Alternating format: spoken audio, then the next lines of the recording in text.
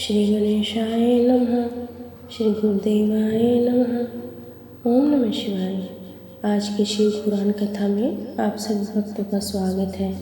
आज की कथा में शिव रुद्र संहिता तृतीय खंड 40वां अध्याय। भगवान शिव की बारात का हिमालयपुरी की ओर प्रस्थान। ब्रह्मा जी बोले, हे मुनि श्रेष्ठ नारद, भगवान शिव ने कुछ गणों को वहीं रुकने का आदेश देते हुए नंदीश्वर सहित सभी गणों को हिमालयपुरी चलने की आज्ञा दी। उसी समय गणों के स्वामी शंखकर्ण करोड़ों गण साथ लेकर चल दिए।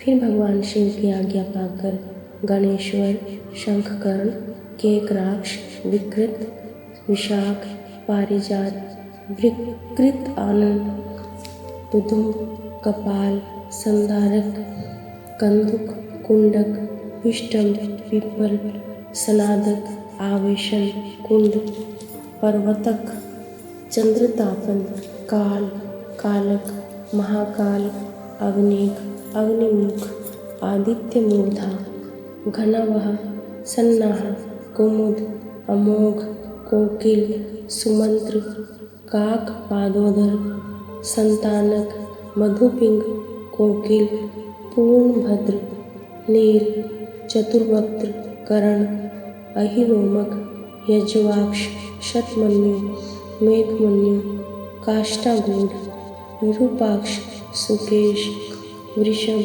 सनातन, तालकेतु, षण्मुख, चैत्र, स्वयंप्रभु, लकुलीश, लोकांतक, दीप्त आत्मा, दैन्यांतक, भृंगिरिटी, देवदेव प्रिय, अशनि, भानुक, प्रमथ तथा वीरभद्र अपने असंख्य गणों को साथ लेकर चल पड़े।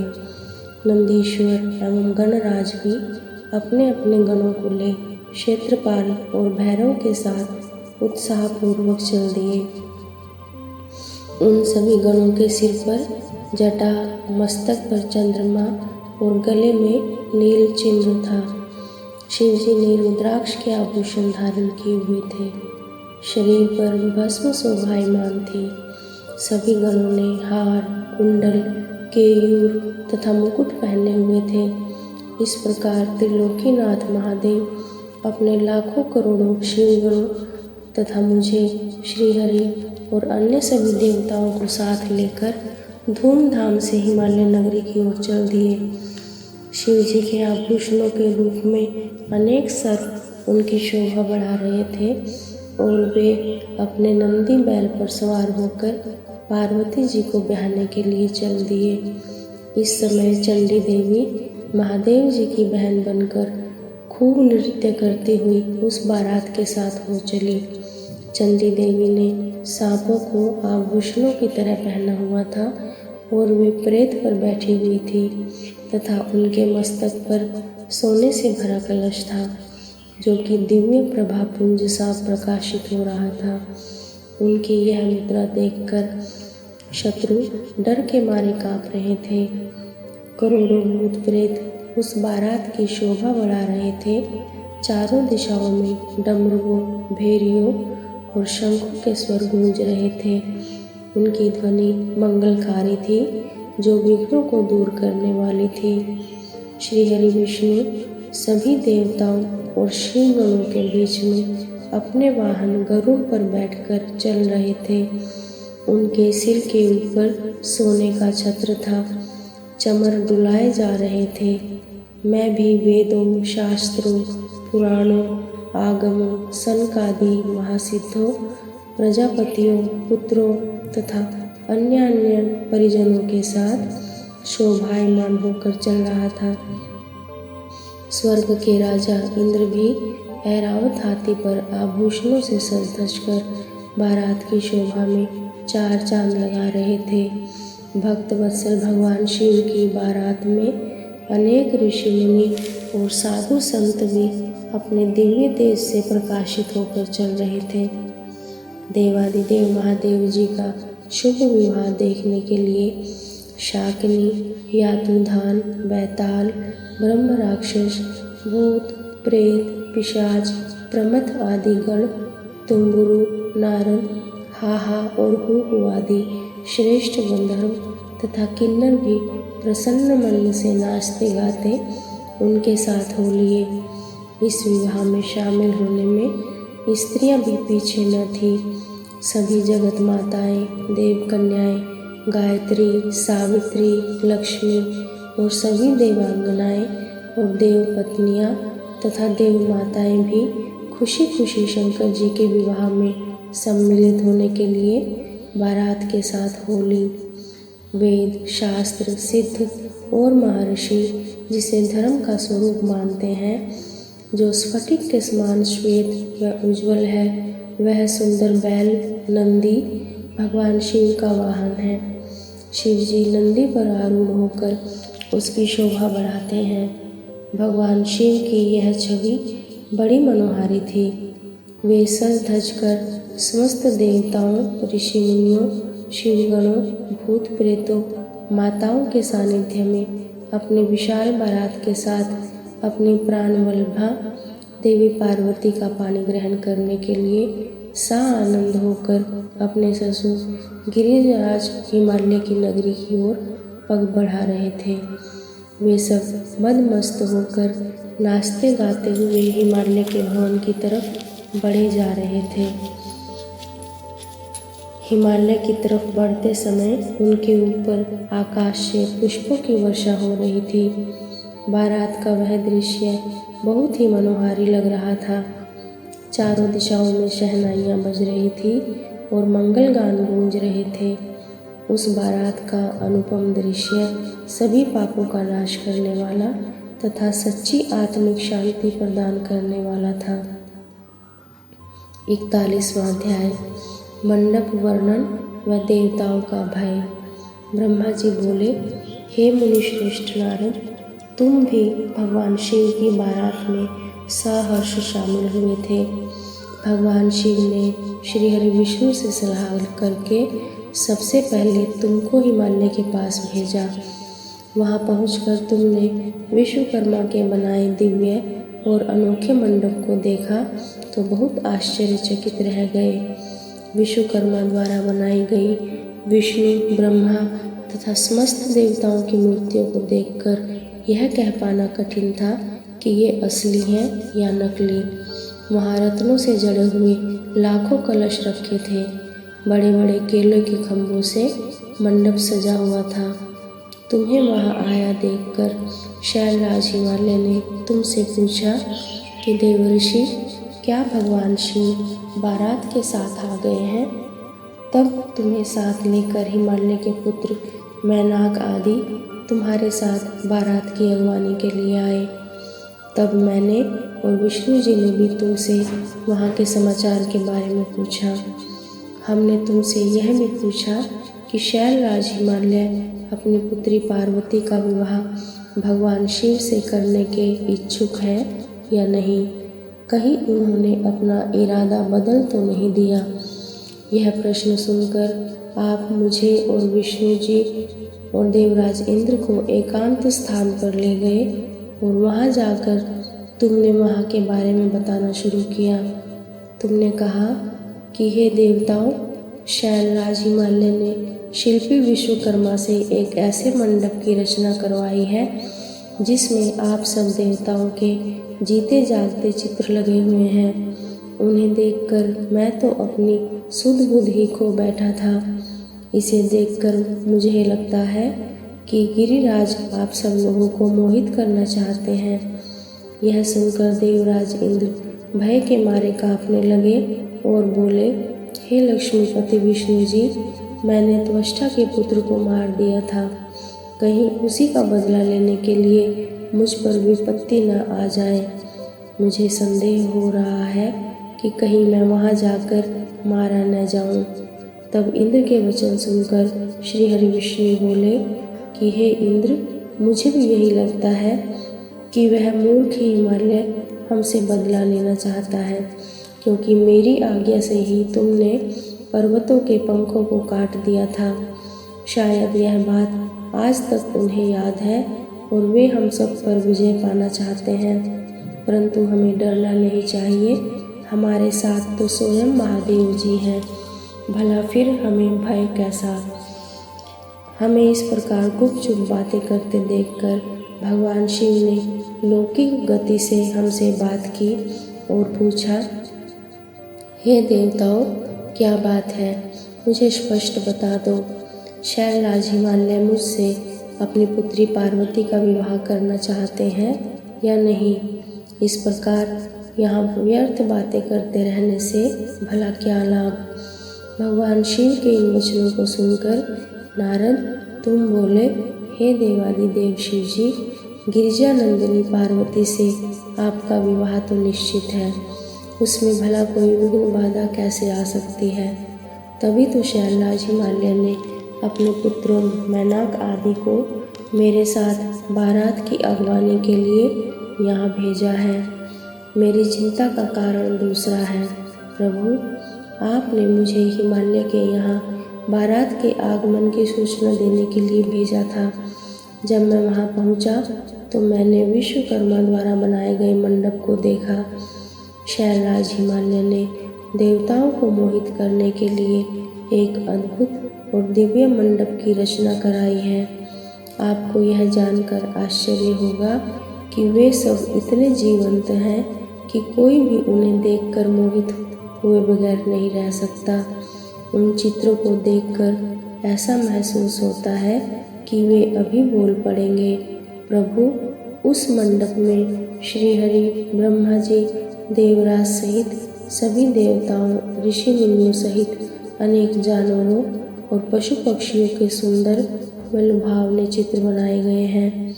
यही नहीं, मंडप में आपकी और मेरी भी प्रतिमूर्ति बनी है, जिन्हें देखकर मुझे यह लगा कि आप सब लोग यहाँ न होकर वहीं हिमालय नगरी में पहुँच गए हैं।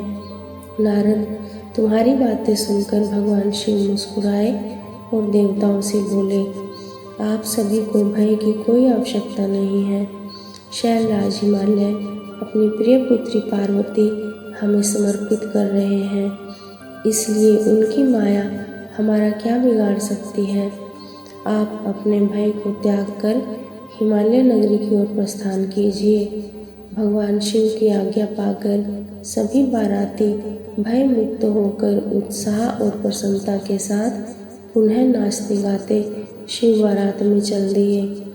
शैलराज हिमालय के पुत्र मैनाक आगे आगे चल रहे थे और बाकी सभी उनका अनुसरण कर उनके पीछे पीछे चल रहे थे। इस प्रकार बारात हिमालयपुरी जा पहुंची। 42वां अध्याय, बारात की अगवानी और अभिनंदन। ब्रह्मा जी बोले, भगवान शिव अपनी विशाल बारात के साथ हिमालय पुत्रों के पीछे चलकर हिमालय नगरी पहुंच गए। जब गिरिराज हिमालय ने उनके आगमन का समाचार सुना तो वे प्रसन्नतापूर्वक भक्ति से ओतप्रोत होकर भगवान शिव के दर्शनों के लिए स्वयं आए। हिमालय का हृदय प्रेम की अधिकता के कारण द्रवित हो उठा था और वे अपने भाग्य को सराह रहे थे। हिमालय अपने साथी पर्वतों को साथ लेकर बारात की अगवानी के लिए पहुँचे। भगवान शंकर की बारात देखकर हिमालय आश्चर्यचकित रह गए। तत्पश्चात देवता और पर्वत प्रसन्नतापूर्वक इस प्रकार एक दूसरे के गले लगे मानो पूर्व और पश्चिम के समुद्रों का मिलन हो रहा हो। सभी अपने को धन्य मान रहे थे। इसके बाद शैलराज महादेव जी के पास पहुँचे और दोनों हाथ जोड़कर उनको प्रणाम करके उनकी स्तुति करने लगे। सभी पर्वतों और ब्राह्मणों ने भी शिव जी की वंदना की। शिव जी अपने वाहन बैल पर बैठे थे। भगवान शिव आभूषणों से विभूषित थे तथा दिव्य प्रकाश से आलोकित थे। उनके लावण्य से सारी दिशाएं प्रकाशित हो रही थी। भगवान शिव के मस्तक पर रत्नों से जड़ा हुआ मुकुट शोभा पा रहा था। उनके गले और अन्य अंगों पर लिपटे सर्प उनके स्वरूप को अद्भुत और शोभनीय बना रहे थे। उनकी अंग कांति दिव्य और अलौकिक थी। अनेक शिवगण हाथ में चंवर लेकर उनकी सेवा कर रहे थे। उनके बाएं भाग में भगवान श्री हरि विष्णु और दाएं भाग में स्वयं मैं था। समस्त देवता भगवान शिव की स्तुति कर रहे थे। नारद, जैसा तुम जानते ही हो, भगवान शिव परब्रह्म परमात्मा है। वे ही सबके ईश्वर हैं। वे इस जगत का कल्याण करते हैं और अपने भक्तों की सभी इच्छाओं को पूरा कर उन्हें मनोवांछित फल प्रदान करते हैं। वे सदा ही अपने भक्तों के अधीन रहते हैं। वे सच्चिदानंद स्वरूप और सर्वेश्वर हैं। उनके बाएं भाग में श्री हरि विष्णु गरुड़ पर बैठे थे, जो दाएं भाग में मैं ब्रह्मा स्थित था। हम तीनों के स्वरूप का एक साथ दर्शन कर गिरिराज आनंद मग्न हो गए। तत्पश्चात शैलराज ने शिवजी के पीछे तथा उसके आसपास खड़े सभी देवताओं के सामने अपना मस्तक झुकाया और सभी को बारंबार प्रणाम किया। फिर भगवान शिव की आज्ञा लेकर शैलराज हिमालय अपने निवास की ओर चल दिए। वहां जाकर उन्होंने सभी देवताओं, ऋषि मुनियों तथा अन्य बारातियों के ठहरने की उत्तम व्यवस्था की। हिमालय ने प्रसन्नतापूर्वक अपने पुत्रों को बुलाकर कहा कि तुम सभी भगवान शिव के पास जाकर उनसे प्रार्थना करो कि वे स्वयं अति शीघ्र यहाँ पधारे। मैं उन्हें अपने भाई बंधुओं से मिलवाना चाहता हूँ। तुम वहाँ जाकर कहो कि मैं उनकी यहाँ प्रतीक्षा कर रहा हूँ। अपने पिता गिरिराज हिमालय की आज्ञा पाकर उनके पुत्र उस ओर चल दिए जहाँ बारात के ठहरने की व्यवस्था थी। वहाँ वे भगवान शिव के पास पहुँचे। प्रणाम करके उन्होंने अपने पिता द्वारा कही हुई सभी बातों से शिव जी को अवगत करा दिया।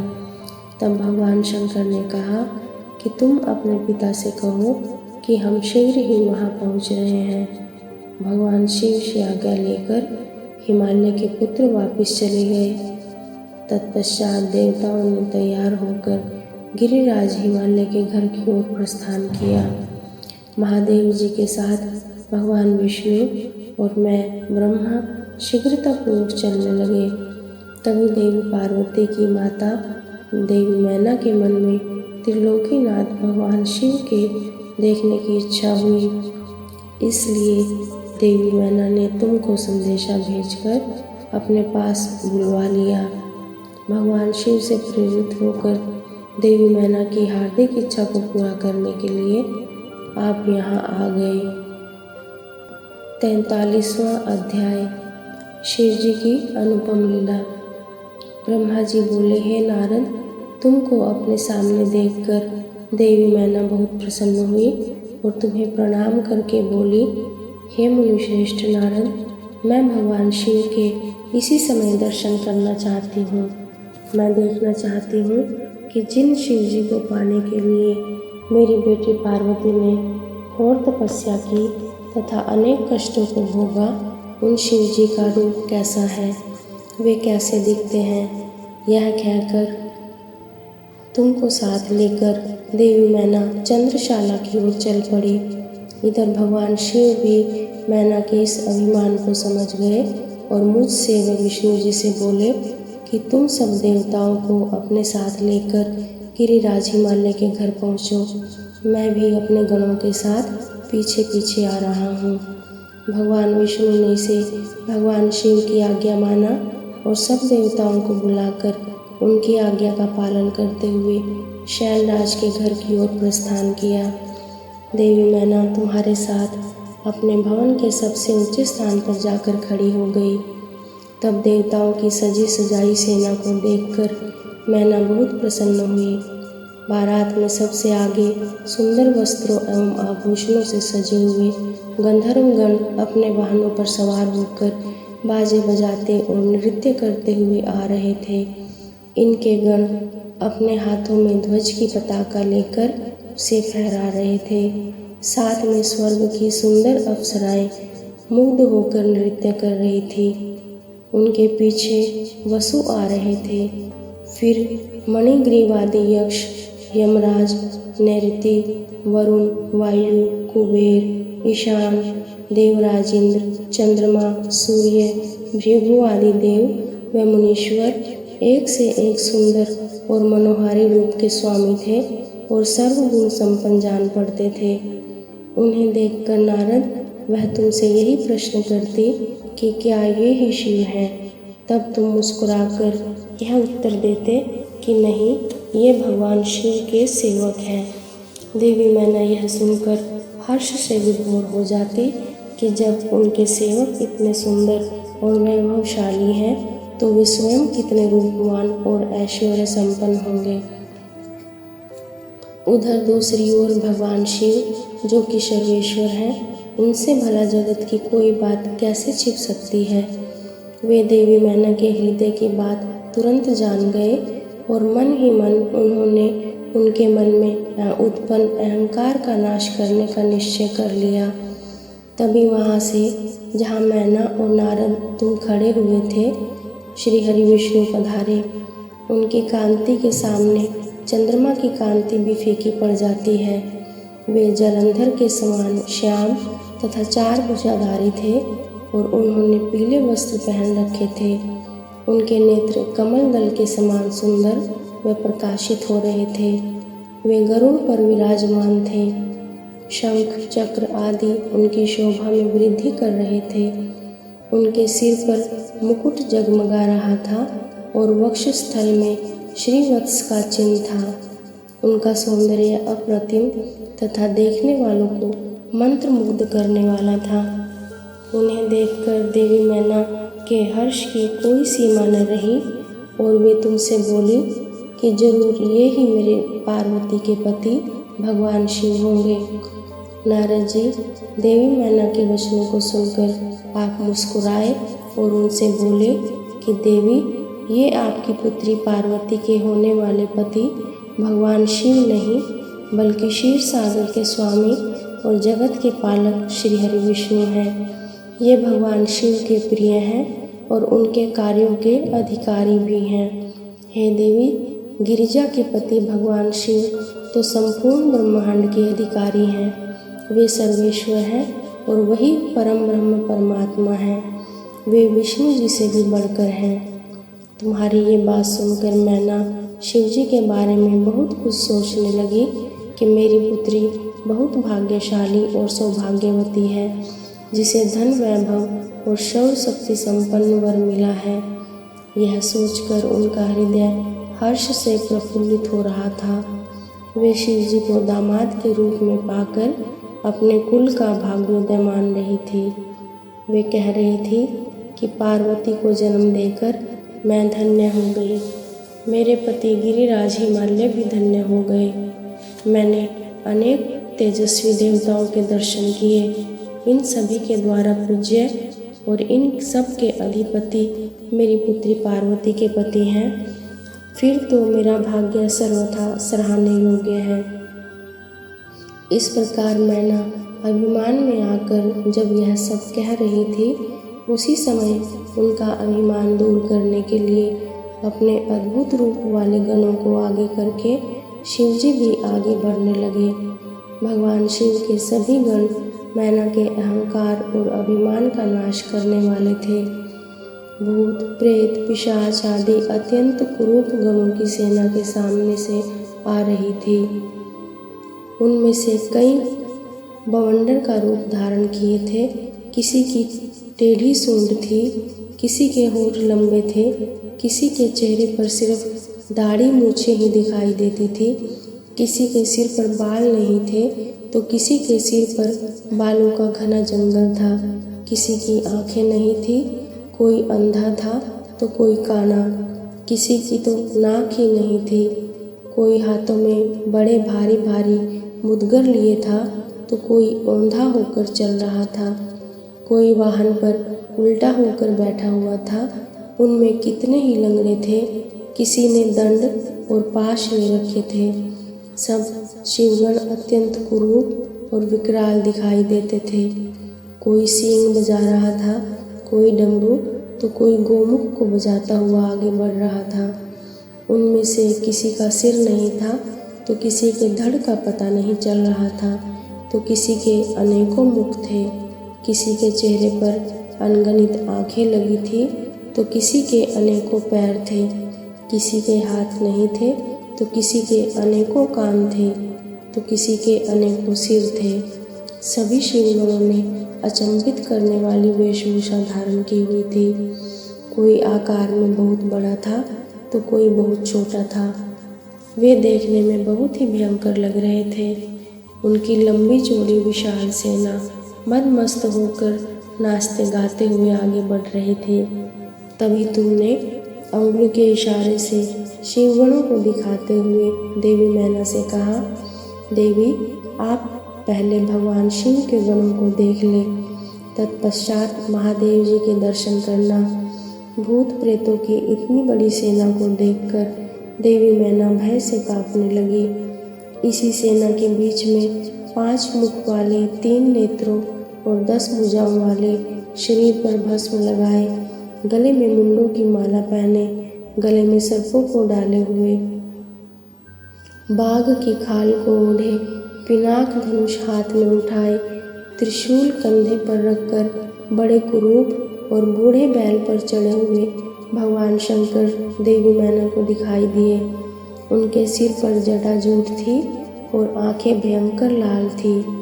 नारद, तभी तुमने मैना को बताया कि वे ही भगवान शिव हैं। तुम्हारी यह बात सुनकर देवी मैना अत्यंत व्याकुल होकर तेज वायु के झोंकोरे लगने से टूटी लता के समान धरती पर धड़ाम से गिरकर मूर्छित हो गई। उनके मुख से सिर्फ यही शब्द निकले कि सब ने मिलकर मुझे छल कपट से राजी किया है। मैं सबके आग्रह को मानकर बर्बाद हो गई। मैना के इस प्रकार बेहोश हो जाने पर उनकी अनेकों दासियाँ वहाँ भागती हुई आ गई। अनेकों प्रकार के उपाय करने के पश्चात धीरे धीरे मैना होश में आई। आज की कथा में इतना ही। शेष कथा अगले भाग में। ओम नमः शिवाय। श्री शिवार्पणमस्तु।